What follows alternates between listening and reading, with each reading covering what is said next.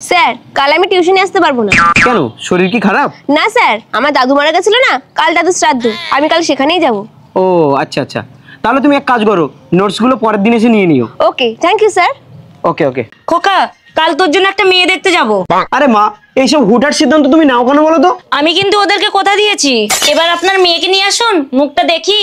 হ্যাঁ হ্যাঁ মা, বেরিয়ে আয় তো।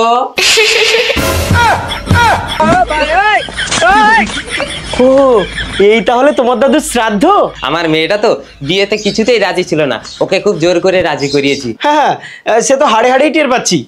মা, এ হলো আমার ছাত্রী। ছাত্রী? হ্যাঁ বাবা, উনি আমার টিউশনের স্যার।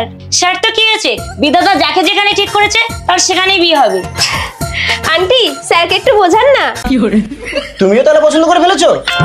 শ্বশুর মশাই, শিক্ষক ছাত্রী যখন রাজি, বিয়েটা হোক আজই।